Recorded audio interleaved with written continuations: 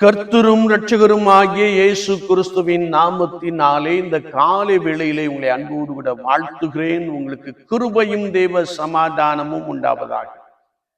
வெள்ளிக்கிழமை காலை தோறும் பரிசுத்த திருவிருந்து ஆராதனையிலே பரிசுத்த ஆவியானவர் யார், அவர் நமக்கு வரங்களை கொடுக்கிறவர் என்று சொல்லி அவர் கண்காணிகளை ஏற்படுத்தி கர்த்தருடைய ஜனங்களை, கர்த்தருடைய சபையை கர்த்தருக்குள்ளே ஆழமாய் நடத்துகிறவர் என்பதை குறித்து நாம் தியானித்துக் கொண்டே இருக்கிறோம்.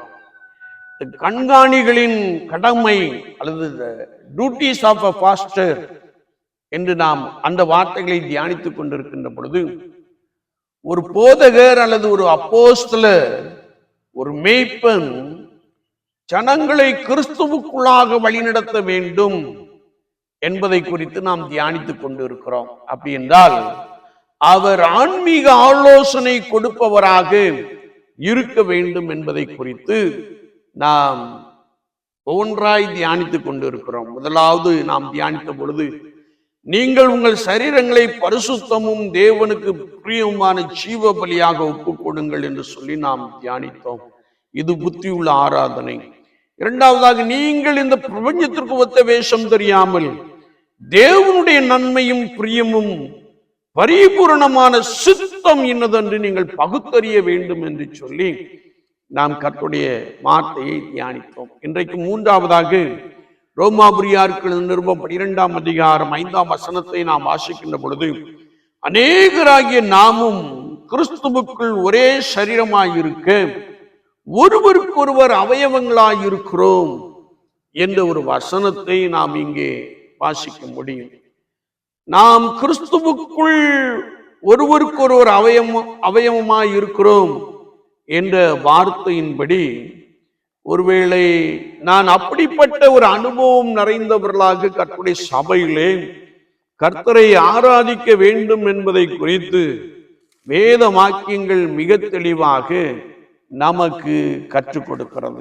ஏனென்றால் அப்போஸ்தலனாகிய பரிசுத்த பவுல் எபேசியர்கள் நிருபம் 5ஆம் அதிகாரம் 30ஆம் வசனத்தை நாம் வாசிக்கின்ற பொழுது, நாம் அவருடைய சரீரத்தின் அவயவங்களாகவும் அவருடைய மாம்சத்திற்கும் அவருடைய எலும்புகளுக்கும் உரியவர்களாக இருக்கிறோம் என்று வசனத்திலே மிக ஆழமாக நாம் அறிந்து கொள்ள முடியும்.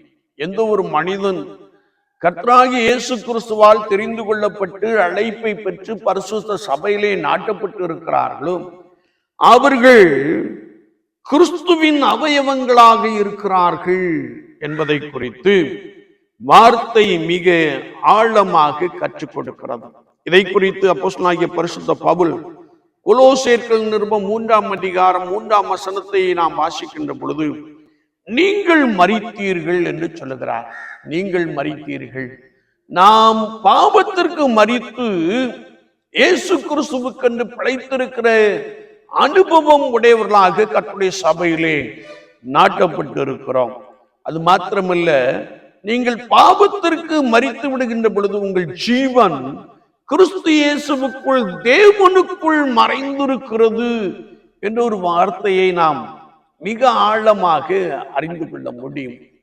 இதைத்தான் எபேசியர் 5:30 நாம் வாசிக்கின்ற பொழுது, நாம் அவருடைய சரீரத்தின் அவயவங்களாகவும் அவருடைய மாம்சத்திற்கும் அவருடைய எலும்புகளுக்கும் உரியவர்களாக இருக்கிறோம். நாம் கிறிஸ்துவுக்குள் வாழுகின்ற, கிறிஸ்துவுக்குள் இருக்கின்ற ஒரு பெரிய அனுபவத்தை பெற்றுக்கொள்கிறோம் என்பதை குறித்து வார்த்தை மிக தெளிவாக கற்றுக் கொடுக்கிறது.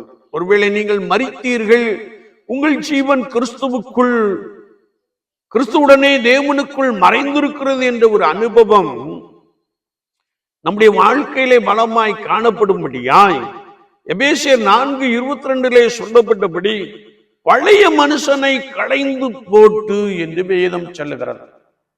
பழைய மனுஷன் என்று சொல்லுகின்ற பொழுது ஜென்ம சுபாவம் அல்லது பழைய வாழ்க்கை, பாவத்திலே கடந்த ஒரு அனுபவம், இன்னும் தேவனுக்கு பிரியமில்லாமல் நடந்த ஒரு அனுபவம், இவை எல்லாவற்றையும் நான் களைந்து போட்டு, கொலோசியர் 3:9 சொல்லப்பட்டு இருக்கிறபடி பழைய மனுஷனையும் அவன் செய்கைகளையும் களைந்து போட்டு புதிய மனுஷனை தரித்து கொள்ள வேண்டும் என்பதை குறித்து வசனம் மிக தெளிவாக கற்றுக் கொடுக்கிறது. என்னை கேட்டுக்கொண்டு இருக்கிற என் அன்பு சகோதரனே, சகோதரியே, அநேகராகிய நாம் கிறிஸ்துவுக்குள் ஒரே சரீரமாய் இருக்க வேண்டும் என்றால் நம்முடைய பழைய சுபாவங்கள், நம்முடைய பழைய காரியங்கள் எல்லாம் நம்மை விட்டு அகன்று போக வேண்டும் என்பதை குறித்து வேதம் மிக தெளிவாக கற்றுக் கொடுக்கிறது. எனவேதான் அப்போஸ்தலனாகிய பரிசுத்த பவுல் கொரிந்தியர்களின் 2ஆம் நிருபம் 5ஆம் அதிகாரம் 17ஆம் வசனத்திலே நாம் வாசிக்கின்ற பொழுது இப்படி இருக்க, ஒருவன் கிறிஸ்துவுக்குள் இருந்தால் புதிய சிருஷ்டியாய் இருக்கிறான், பழையவைகள் ஒளிந்து போயின, எல்லாம் புதிதாயின என்றொரு வார்த்தையை நாம் வாசிக்க முடியும். எந்த மனிதன் பாவமற இயேசு கிறிஸ்து சிலுவையிலே சிந்தின இரத்தத்தினாலே பாவமற கழுவப்படுகிறார்களோ அவர்களை குறித்து வேதம் சொல்லுகிறது, பழையவைகள் ஒளிந்து போயின. ஜென்ம சுபாவங்கள், பழைய சுபாவங்கள், அந்தகார கிரியைகள் நம்மை விட்டு ஒளிந்து போயின, எல்லாம் புதிதாயின என்ற ஒரு வசனத்தை நாம் மிக ஆழமாக அறிந்து கொள்ள முடியும். அப்படி யார் கிறிஸ்துவுக்குள்ளே ஒரு புதிய மனுஷனாய் காணப்படுகிறார்களோ அவர்கள் கிறிஸ்துவின் அவயவங்களாய் காணப்படுகிறார்கள். அப்படிப்பட்டவர்கள் சபையிலே கர்த்தரை ஆராதிக்கின்ற பொழுது அவர்கள் எல்லாரும் ஒரே சரீரமுமாக ஒரே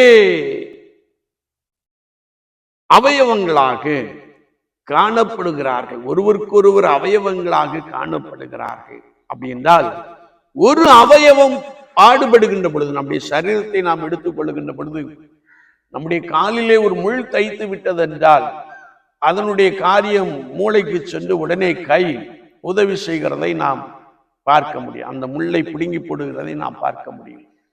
அப்போ சரீரமாகிய சபையிலே ஒரு அவயவம் பாடுபட்டால் மற்ற அவயவங்கள் எல்லாம் அவர்களுக்கு உதவி செய்கிறவர்களாக, அவர்களை செபத்திலே தாங்குகிறவர்களாக காணப்பட வேண்டும் என்பதை குறித்து வசனம் மிக ஆழமாக கற்றுக் கொடுக்கிறது.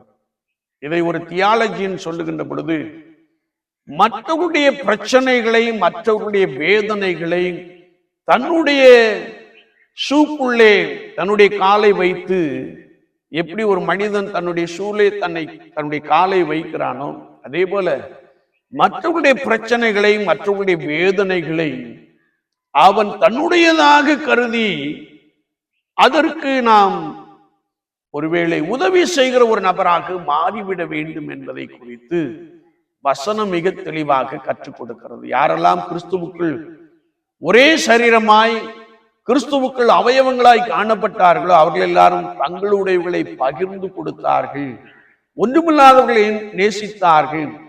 அவருடைய காலத்திலே சமநிலை பிரமாணம் காணப்பட்டது, ஒருவனுக்கும் ஒன்றும் குறைவாய் இருந்ததில்லை என்று பரிசுத்த வேதாகமத்திலே நாம் மிக தெளிவாக அறிந்து கொள்ள முடியும். ஏதோ சபை என்றால் கர்த்தராகிய இயேசு கிறிஸ்துவை ஆராதிப்பது மாத்திரமல்ல, ஏதோ 4 சுவர்கள் மத்தியிலே ஆண்டவருக்கு ஆராதிப்பது மாத்திரமல்ல, நம்மோடு கூட வாழ்க்கை என்னும் பயணத்திலே பயணித்துக் கொண்டு இருக்கிறவர்களுக்கு நாம் அவர்களுடைய தேவைகளிலே, அவருடைய குறைவுகளிலே அவர்களுக்கு உதவி செய்ய வேண்டும் என்பதை குறித்து வசனம் மிக தெளிவாக கற்றுக் கொடுக்கிறது. அது மாத்திரமல்ல, நாம் கொலோசையர் 3:10 நாம் வாசிக்கின்ற பொழுது கிறிஸ்துவுக்குள்ளான அந்த சாயல் அல்லது கிறிஸ்துவோடு கூட இருக்கக்கூடிய அந்த கிருபை நம்முடைய வாழ்க்கையிலே தன்னை சிருஷ்டித்தவருடைய சாயலுக்கு ஒப்பாய் பூரண அறிவடையும்படி புதிதாக்கப்பட்ட மனுஷனை தெரிந்து கொள்ளுகிற ஒரு அனுபவம் என்று வேதம் சொல்லுகிறது. விசுவாச வாழ்க்கையிலே நான் இயேசு கிறிஸ்துவுக்கு ஒத்த இயேசு கிறிஸ்துவை போல நம்முடைய வாழ்க்கையின் அனுபவங்கள் காணப்பட வேண்டும் என்பதை குறித்து வசனம் மிக தெளிவாக கற்றுக் கொடுக்கிறது. ஒருவேளை விசுவாச வாழ்க்கையிலே அவருடைய சாயலை தரித்து கொண்டிருக்கிற அனுபவம் என்பதை குறித்து நாம் வேத வாக்கியத்திலே மிக தெளிவாக அறிந்து கொள்ள முடியும். இதை எபேசியர் 4:24 நாம் வாசிக்கின்ற பொழுது அங்கே கர்த்தருடைய வார்த்தை சொல்லுகிறது, மெய்யான நீதியிலும் பரிசுத்தத்திலும் தேவனுடைய சாயலாக சிருஷ்டிக்கப்பட்ட புதிய மனுஷனை தரித்துக் கொள்ளுங்கள். வாழ்க்கை மறுரூபமாக வேண்டும், வாழ்க்கை மாற வேண்டும், வாழ்க்கை கிறிஸ்துவுக்குள்ளாக பலமாய் காணப்பட வேண்டும் என்பதை குறித்து வசனங்கள் மிக ஆழமாக கற்றுக் கொடுக்கிறது. என்னை கேட்டுக்கொண்டு இருக்கிற என் அன்பு சகோதரனே சகோதரியே, ஏதோ ஒரு பேர் கிறிஸ்தவர்களாக அல்ல, கிறிஸ்துவுக்குள் வாழுகிறவர்களாக, கிறிஸ்துவுக்குள் நிலைத்திருக்கிறவர்களாக, கிறிஸ்துவை தரித்து கொண்டவர்களாக, அவருடைய சாயலாக, அவருடைய செய்கையாக நாம் மாறிவிட வேண்டும் என்பதை குறித்து வசனம் இன்னும் அதிகமாக கற்றுக் கொடுப்பதை நாம் தெளிவாய் அறிந்து கொள்ள முடியும். விசுவாச வாழ்க்கையிலே கர்த்தருக்கென்று நம்மை அர்ப்பணித்திருக்கின்ற, ஜீவ பலியாய் ஒப்பு கொடுத்திருக்கின்ற அந்த அனுபவத்திலே நம்முடைய அன்றாட செயல்பாடுகள் எப்படிப்பட்டதாக காணப்படுகிறது? ஒருவேளை ஒருவருடைய குறைச்சலிலே ஒருவருக்கு உதவி செய்கிறோமா? நாம் எல்லாரும் கிறிஸ்து இயேசுவுக்குள், அநேகராகிய நாமும் கிறிஸ்து இயேசுவுக்குள் ஒரே சரீரமாய் இருக்க ஒருவருக்கொருவர் அவயவங்களாய் நாம் காணப்படுகிறோமா? சற்று நம்மை நாமே நிதானித்து பார்க்க வேண்டும். நான் கிறிஸ்துவுக்குள்ளாக வளர வேண்டும், அவருடைய சாயலை நாம் பெற்றுக்கொள்ள வேண்டும், நம்மை காண்போர் நம்மிலே இயேசு கிறிஸ்துவை பார்க்கிற ஒரு அனுபவம் நிறைந்தவர்களாக நம்முடைய வாழ்க்கை அமைந்திருக்க வேண்டும் என்பதை குறித்து வசனம் மிக தெளிவாக கற்றுக் கொடுக்கிறது. எனவேதான் பரிசுத்த மத்தேயு எழுதின சுவிசேஷம் 5ஆம் அதிகாரத்திலே ஆண்டவர் தம்முடைய ஜனங்களை பார்த்து சொன்ன பொழுது, நீங்கள் பூமிக்கு உப்பாய் இருக்கிறீர்கள், உப்பு சாரமற்று போனால் எதற்கு பயன்படும்? அது வெளியே கொட்டப்படும். எனவே நீங்கள் சாரம் உள்ளவர்களாக, இயேசு கிறிஸ்துவுக்கு பிரியமானவர்களாக, பூமிக்கு உப்பாக நாம் காணப்பட வேண்டும் என்பதை குறித்து வசனம் மிக ஆழமாக கற்றுக் கொடுக்கிறது.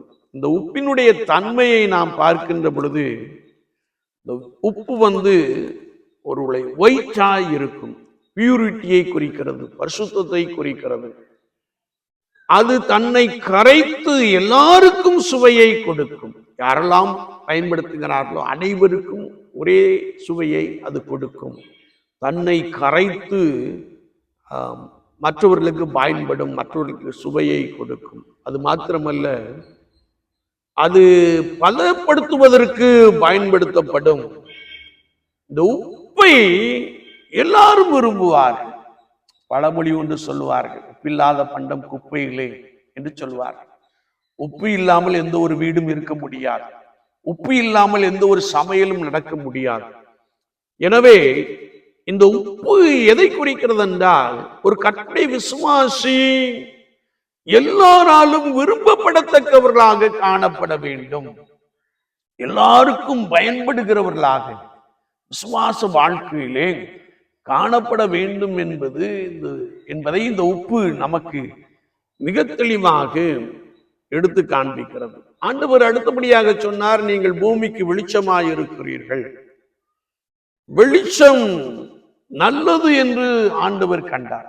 படைப்பிலே எல்லாவற்றையும் படைத்து கொண்டு வந்தார். இருளுக்கு இரவு என்று பெயரிட்டார், வெளிச்சத்திற்கு வெளிச்சம் என்று சொல்லப்பட்டது. ஆண்டவர் வெளிச்சத்தை படைத்து அவருடைய படைப்புகள் எல்லாவற்றையுமே நல்லது என்று கண்டார். வேதத்தை நாம் வாசிக்கின்ற பொழுது சங்கீதம் 36:9 ஜீவ ஊற்றும் இடத்தில் இருக்கிறது, உம்முடைய வெளிச்சத்தில் வெளிச்சம் காண்கிறோம். We are the light of the world.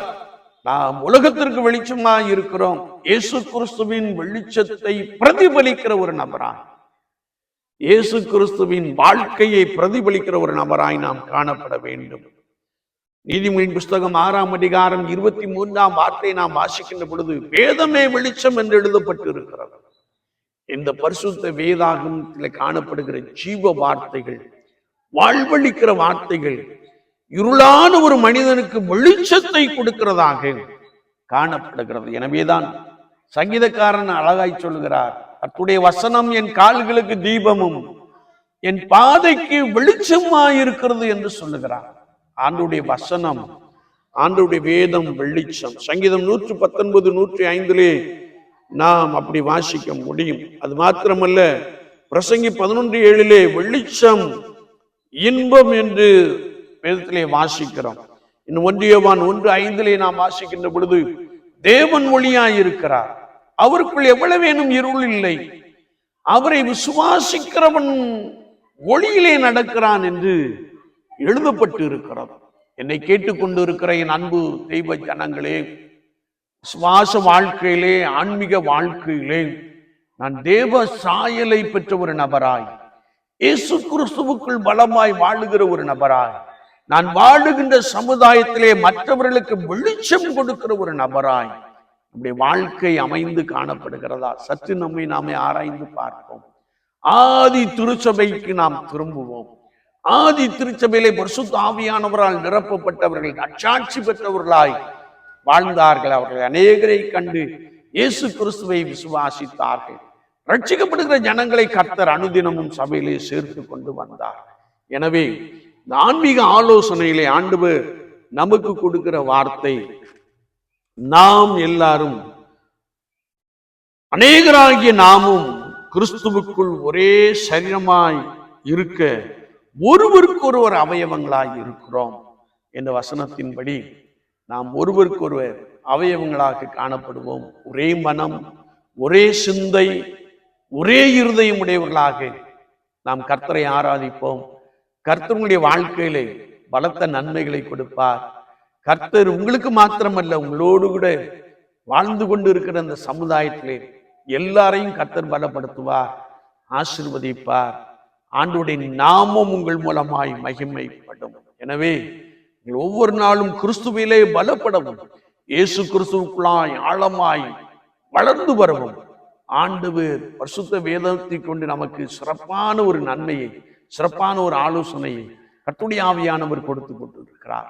எனவே யாரெல்லாம் பரிசுத்த ஆவியானவரால் நிரப்பப்பட்டு இருக்கிறார்கள், அவர்கள் அநேகராய் இருந்தாலும் கிறிஸ்து இயேசுவுக்குள் ஒரே சரீரமாய் காணப்படுகிறார்கள், ஒன்றையே சிந்திக்கிறார்கள், கிறிஸ்துவுக்கு பிரியமாய் செயல்படுகிறார்கள், கிறிஸ்துவுக்கு பிரியமாய் நற்சாட்சி பெற்றவர்களாய் வாழுகிறார்கள். அப்படிப்பட்ட அனுபவம் நம்ம ஒவ்வொருவருக்குள்ளும் நிறைவாய் காணப்படும்படியாய் நம்மை அர்ப்பணித்து இந்த பரிசுத்த பந்திக்குள்ளே நாம் கடந்து வருவோம். பந்தியிலே ஆவியானவர் உங்களை பலப்படுத்துவார். ஆவியானவருடைய கிருபை உங்களை பலமாய் தாங்கும்.